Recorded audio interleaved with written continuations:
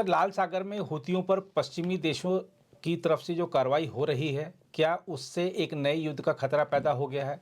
क्या इससे Israel Hamas संघर्ष में भी नया मोड़ आने की संभावना है?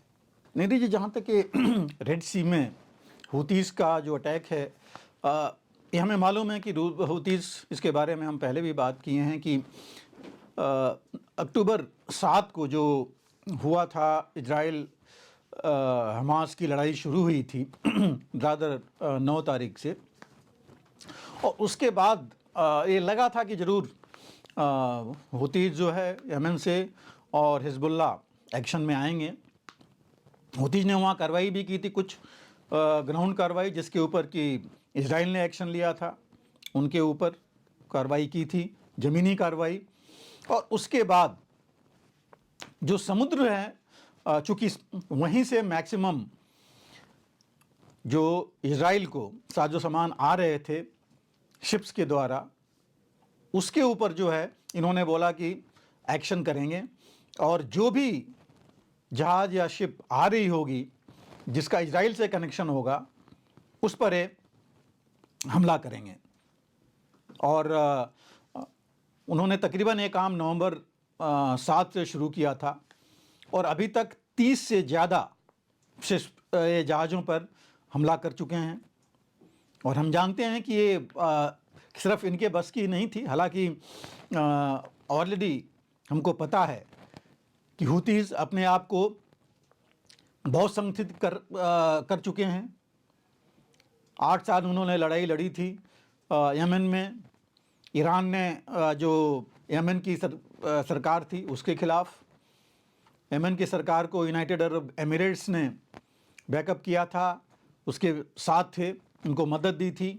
और हूतीज़ को ईरान ने, ये लड़ाई 8 साल चली, 2014 से 2022, और यूनाइटेड अरब एमिरेट्स हासिल अपना जो उनका एम था वो हासिल नहीं कर पाया, हूतीज़ को कंट्रोल नहीं कर पाया, उनको डाउन नहीं कर पाया, और फाइनली 2022 में उसको उनके साथ एक ट्रूस या समझौता करना पड़ा। और इस बीच बहुत ज़्यादा नुकसान हो रखा था यूनाइटेड अरब एमिरेट्स को। कई बिलियन डॉलर उनके इसी में लड़ाई में चले गए थे। ट्रेड और कॉमर्स का नुकसान अलग से हो रहा था। हूतीज़ इसी बीच 8 साल में उन्होंने अपने आप को बहुत ज़्यादा संगठित कर लिया। एक तरह से वो सरकार बन गए, वहाँ पर कैपिटल साना में उन्हीं का कब्जा है। कुछ ही इलाकों में जो एक्चुअल यूनाइटेड नेशंस रिकग्नाइज्ड जो गवर्नमेंट है यमन की, कुछ ही इलाकों में रह गई है, और हूतीज़ ही वहाँ पर सब कुछ चला रहे हैं। और उनको जो है पूरी मदद ईरान से मिलती है, ईरान समर्थित हैं वो। तो इजराइल के साथ उन्होंने एक्सिस ऑफ रेजिस्टेंस भी बना रखा था ईरान ने, जिसमें कि हिजबुल्ला और हूथी शामिल हैं। और ये जहाँ भी मौका मिलता है इजराइल के खिलाफ एक मोर्चा खोल देते हैं, और यहाँ पर इन्होंने समुद्र में खोला था, जिससे हमें पता है कि कितना ज़्यादा नुकसान हो रहा था। दुनिया की जो ट्रेड एंड जो शिपिंग है, समुद्री जो ट्रेड है, उस पर बहुत ज़्यादा फ़र्क पड़ गया था, और तकरीबन 50 से 60% जो है ट्रैफिक जो शिपिंग का था वो डाइवर्ट हो गया था रेड सी से ये केप ऑफ गुड होप से जाने के लिए। और इसमें खर्च बढ़ गया था बहुत ज़्यादा, इंश्योरेंस बहुत ज़्यादा बढ़ गया था, और बाकी जो खर्च है समय की और शिप्स का, वो तो हम देख सकते हैं। तो इससे जो है बहुत ज़्यादा प्रभाव, मैं कहूँगा दुष्प्रभाव पड़ा था, इंक्लूडिंग भारत का। 45% भारत की जो क्रूड ऑयल जो हम इंपोर्ट करते हैं वो रेड सी से ही आता था। हमारे एक्सपोर्ट्स काफ़ी दर से जाते थे, और इन्होंने हमारी शिप्स पर भी अटैक किया था। हालांकि ये है कि अगर अभी एक्शन जो किया है अमेरिका ने अपने एलाइज यूके और बाकियों के साथ मिल करके, यूनाइटेड किंगडम और बाकियों के साथ मिल करके, वो इतना लेट क्यों किया? पहले करना चाहिए था, जबकि इतने एक्शंस हो गए, इतना नुकसान दुनिया के जो लाइंस ऑफ कम्युनिकेशन या इस जो शिपिंग का है उस पर हो रखा है। इस वजह से 11 तारीख को ये हमला हुआ था। लेकिन देखिए, उससे पहले 10 जनवरी को यूएन सिक्योरिटी काउंसिल ने जो है रिजोल्यूशन पास किया था, जिसमें कहा गया था, उन्होंने इसको गलत माना था, हुतीज का जो एक्शन हो रहा है वहाँ पर, कि ये नहीं होना चाहिए और ये बंद होना चाहिए। और 11 तारीख को ये एक्शन लिया अमेरिका ने अपने एलाइज के साथ। और हालांकि ये नया नहीं है, पहले भी उन्होंने वार्न किया था। इससे पहले 10 तारीख को ही इनफैक्ट जॉन किर्बी जो स्पोक्स पर्सन है वाइट हाउस सिक्योरिटी के, वो उन्होंने जो है वार्न किया था, नेशनल सिक्योरिटी के हैं, उन्होंने वार्न किया था कि ये जो है बंद होना चाहिए, नहीं तो कार्रवाई कदम उठाना पड़ेगा। और 11 तारीख को ये एक्शन लिया इन्होंने, जिसमें कि anti ship missiles, drones, helicopters, boats लेकर के इन्होंने एक्शन किया। सबमरीन्स थी। और जहाँ तक ये जाती तब हुई, देखिए, जब 19 नवंबर से इन्होंने शुरू किया था अटैक हुतीज ने, और आते आते इन्होंने 30 से ज़्यादा मैक्सिमम शिप्स इसमें ऐसी थी जो अमेरिका से कनेक्टेड थी, कुछ न कुछ कनेक्शन उनका था। और ये जब हद हो गई तब जाकर के इन्होंने ये एक्शन लिया। और इन्होंने इससे पहले भी इनफैक्ट 9 जनवरी को भी अमेरिका ने करीब इनके जो 21 ड्रोन्स आए थे हुतीज के, उसको उन्होंने जो है मार गिराया था। 6 जनवरी को इनके कुछ बोट्स जा रही थी इंसर्कल करने कुछ जो शिप्स को, उनको उन्होंने मार गिराया था, भगाया था वहाँ से। तो ये एक्शंस चलते रहे थे। और ऑपरेशन प्रॉस्पेरिटी गार्डियन भी शुरू किया था इसी रेड सी के लिए अमेरिका ने, उनके साथ जो कि करीब 23 देश मिल करके शुरू किए थे। US central command overall responsible है उस इलाके के लिए। तो ये जो है बहुत इम्पॉर्टेंट एक स्टेप उनको लेना पड़ा इस वजह से ही, क्योंकि देखिए क्रूड के लिए बहुत ज़्यादा इम्पॉर्टेंट है। वहाँ से कहा यह जा रहा है कि तकरीबन 8 million barrels crude per day, 7.5-8 के आसपास है, जो कि वहाँ से आता जाता है। और 27 टैंकर तकरीबन डेली आते जाते थे। और ये टैंकर्स मैक्सिमम देखिए अमेरिका या वेस्टर्न उनके जो एलाइज हैं उनके साथ उन्हीं के कंट्रोल्ड हैं। तो ये बहुत ज़्यादा फ़र्क पड़ रहा था, इसलिए एक्शन उन्होंने लिया है। जॉइंट असॉल्ट किया है बाय एयर हौदीज़ के ऊपर, जिसमें ऑस्ट्रेलिया, कनाडा, नीदरलैंड्स और बहरीन शामिल थे। और इसमें इन्होंने बेसिकली एयर और मिसाइल स्ट्राइक्स की हैं हुतीज़ की यमन में, जहाँ पर इनके कमांड एंड कंट्रोल सेंटर्स थे, जहाँ इनके स्टोरेज पॉइंट्स थे, उनको इन्होंने टारगेट किया। और ये पिन पॉइंट टारगेट थे। तकरीबन 100 स्ट्राइक्स इन्होंने की, 100 पिन पॉइंट टारगेट्स उन्होंने किए हैं, जो टारगेटेड स्ट्राइक्स थी। मेन एम इनका था कि जो कैपेबिलिटी है इनकी हौतीज़ की, वो डिग्रेड कर दी जाए। और इन्होंने खास करके स्पेसिफिक इंटेलिजेंस लेके किया है टारगेटिंग, और एक वार्निंग देने के लिए यमन को, हौतीज़ को और ईरान को। हालांकि ये भी लोगों का कुछ इनके एलाई साथ में नहीं है, स्पेन, इटली, ये इनके साथ नहीं है। इस ऑपरेशन में उन्होंने जो स्टेटमेंट था उस पर नहीं साइन किया है और ना पार्ट नहीं लिया है इस ऑपरेशन में।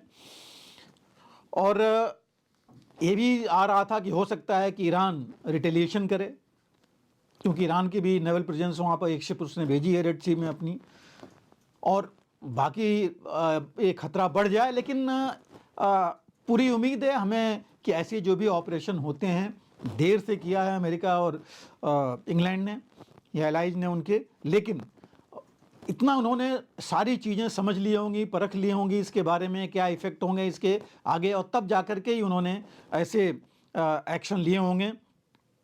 अभी देखिए 11 जनवरी को ही एक ईरानियन, वो हौतीज़ ने मार्शल आइलैंड्स की एक शिप को जो है, या ऑयल टैंकर को, उसको उन्होंने कब्जे में लिया, जो कि अमेरिका रिलेटेड था शिप जो है।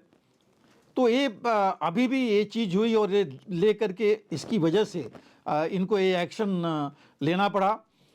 जो कि, और यही नहीं था, अब देखिए लेबनान में और यमन में, इवन इजिप्ट में जो बेसेस हैं अमेरिका के, वहाँ पर भी काफ़ी स्ट्राइक्स हो रहे थे।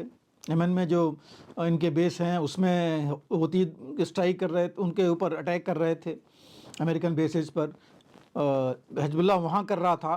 तो इनको कुछ न कुछ एक्शन लेना ज़रूरी था।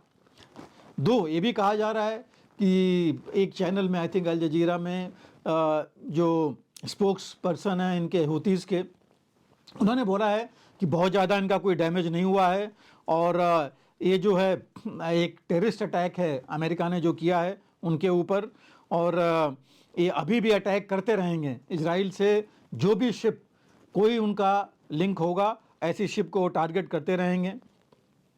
और इन्होंने ये भी, हालांकि जो अमेरिका के राष्ट्रपति हैं बाइडन, उन्होंने ये भी कहा है कि ये अगर ज़रूरत पड़ी तो दोबारा के आगे भी करेंगे। दोबारा भी इन्होंने अगले दिन किया था अटैक, कि दोबारा ये करेंगे। तो ये जो है थोड़ा इसमें लग रहा है ऐसी चीज़ कि हुतीज़ भी अपने ऊपर कायम है कि नहीं वो अटैक करेंगे, और अमेरिका ने या उनके एलाइज ने ठान लिया है कि उनको एक्शन लेना ही पड़ेगा, अदरवाइज़ ये चीज़ रुकने वाली नहीं है। कौन इसमें दबता है? अगर हुतीज़ नीचे हो जाते हैं, अगर वो रुक जाते हैं, ये उनकी जो शिप्स के ऊपर जो अटैक कर रहे हैं रुक जाता है, कि एक बहुत अच्छी बात होगी।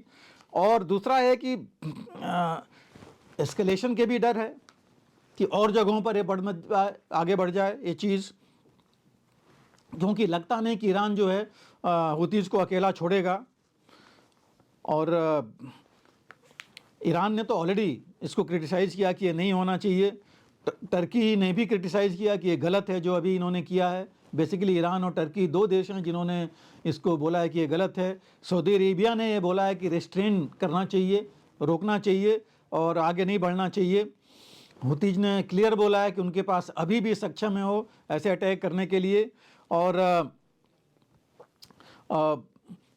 ये रेड सी कहीं एक और फ्रंट नहीं खोल दे, ये एक विषय है। लेकिन अभी तक तो ये नहीं हुआ है, और मुझे लगता नहीं है कि ईरान भी एक रिस्पांसिबल देश की तरह सामने तो सीधी कार्रवाई नहीं करेगा, लेकिन इसका असर देखिए पड़ना है कुछ चीज़ों पर। जैसे अभी इजराइल हमास की लड़ाई है, इसके ऊपर भी असर पड़ेगा, क्योंकि अगर दो ऑप्शन हैं, ये बढ़ जाएगा प्रेशर डालने के लिए, या हुतीज़ तभी रुक सकते हैं कि अगर इजराइल या ईरान रुक सकता है कि यहाँ जो है सीज़फायर हो जाए, या ये लड़ाई जो इजराइल हमास की है वो रुके।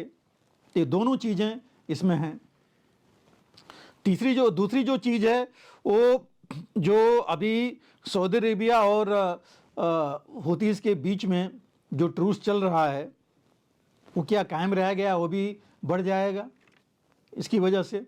और हुती चूँकि बॉर्डर है वहाँ, उसके ऊपर कुछ स्ट्राइक करने लगेंगे। यूएन सिक्योरिटी काउंसिल रिजोल्यूशंस में हो सकता है कि फिर सैंक्शंस की बात आ जाएगी।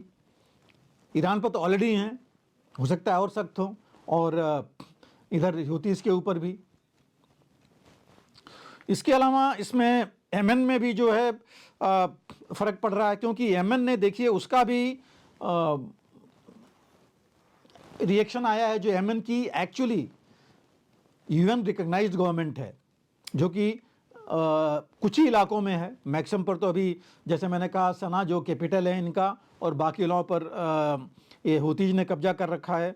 लेकिन इनकी जो रिकग्नाइज्ड गवर्नमेंट है उनका स्टेटमेंट आया है कि वेस्ट को और अमेरिका को और ज़्यादा हथियार देना चाहिए जो रिकग्नाइज्ड गवर्नमेंट है यमन की उसको, जिससे कि ये अगर सिर्फ टारगेट करते रहेंगे अकेले हुतीज़ को, उससे इफ़ेक्ट नहीं हो पाएगा। क्योंकि वो उन्होंने भी याद दिलाया कि देखिए 8 साल तक यूनाइटेड अरब एमिरेट्स इनसे लड़ता रहा, लेकिन उनका ज़्यादा कुछ बिगाड़ नहीं पाया। तो उनका ये कहना है कि जब तक जो उनकी गवर्नमेंट है रिकग्नाइज, भले वो कुछ ही जगहों पर हैं, इन्फ्लुएंस कम है, लेकिन जब तक उनको हथियार और ट्रेनिंग नहीं दी जाएगी, वो भी अगर उधर से वार नहीं करेंगे तो ये ख़त्म नहीं होगा। और इनका जो एक स्पोक्स पर्सन है, उन्होंने जो अडन हैं, जो प्रेसिडेंशियल लीडरशिप काउंसिल है इनकी, जो कोलिशन ऑफ कुछ एमनी पार्टीज़ की है, जो कि हालांकि यूएई से उनको यूएई उनसे समर्थन देता है। वो कहते हैं कि वो एक्चुअल वहाँ की गवर्नमेंट है जिसको कि रिकग्नाइज किया हुआ है यूनाइटेड नेशन ने, और वो कहते हैं कि उनको जब अगर समर्थन मिले, दो तरफा वॉर होगी, तभी जा कर के हूतीज़ को फ़र्क पड़ेगा। लेकिन उसमें एक और है कि अगर ईरान हूतीज़ को ज़्यादा समर्थन देगा तो वहाँ भी एक और फ्रंट खुलने की बात होने लगेगी, जो कि किसी के भी अरब, इजराइल या अमेरिका उसके एलाइज के लिए ठीक नहीं होगा। तो ये चीज़ इफ़ेक्ट्स हैं जो इसके, लेकिन अभी जो स्टेटमेंट्स आ रहे हैं उनसे लगता नहीं है कि हूतीज़ कमज़ोर होंगे। मैं हूती जब कहता हूँ तो मतलब ईरान का समर्थन कम होगा, लेकिन ये खतरा ज़रूर है। उसको कम होना चाहिए, रुकना चाहिए, और ये बातचीत होनी चाहिए जिससे कि इसमें जो भी इसके अंदर आपसी मतभेद हो उसको दूर किया जाए। इजराइल और हमास के ऊपर भी है, अगर वहाँ भी वहाँ बातचीत करके कुछ कमी आ सकती है और उसकी वजह से यहाँ भी रेड सी में फ़र्क पड़ सकता है, तो वो भी होना चाहिए। क्योंकि हौतीज़ जैसे हमने कहा, उनके पास काफ़ी कैपेबिलिटी है, उनके पास आर्मी है अपनी, उनकी एयरफोर्स है, एयरक्राफ्ट हैं, हेलीकॉप्टर्स हैं, मिसाइल्स हैं, ड्रोन्स हैं, बाकी उनके पास आर्टिलरी है, काफ़ी वेपन्स हैं। तो इतनी जल्दी एक या दो स्ट्राइक से उस पर नहीं लगता कि फ़र्क पड़ेगा। ये भी एक अगर युद्ध चला तो लंबा खिंच सकता है। तो इस समस्या को दोनों तरीके से सुलझाना पड़ेगा। अगर आप भी लेना चाहते हैं देश दुनिया की तमाम जानकारी, तो आज ही सब्सक्राइब करें हमारे चैनल को। साथ ही नीचे दिए बेल आइकन को जरूर दबाएं ताकि हर अपडेट आप तक पहुंच सके।